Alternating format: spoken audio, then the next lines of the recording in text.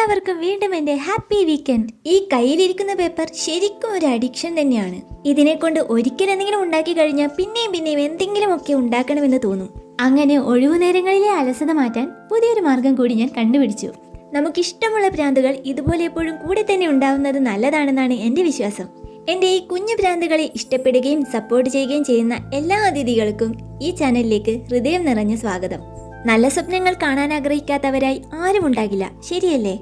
ഈ സ്വപ്നങ്ങളുടെ കാവൽക്കാരായ ഡ്രീം ക്യാച്ചറുകളെ പറ്റി കേട്ടിട്ടില്ലേ? ഈ പേപ്പർ കൊണ്ട് ആ മനോഹരമായ രൂപം നമുക്ക് ഉണ്ടാക്കിയെടുത്താലോ? തിരഞ്ഞുപോയാൽ രസകരമായി തോന്നുന്ന ഒരുപാട് കഥകൾ ഈ ഡ്രീം ക്യാച്ചറുകളുടെ പിന്നിലുണ്ട്. ഈ രൂപങ്ങൾക്ക് നമ്മളിലേക്ക് എത്തുന്ന സ്വപ്നങ്ങളെ ഫിൽട്ടർ ചെയ്യാനുള്ള കഴിവുണ്ടത്രേ.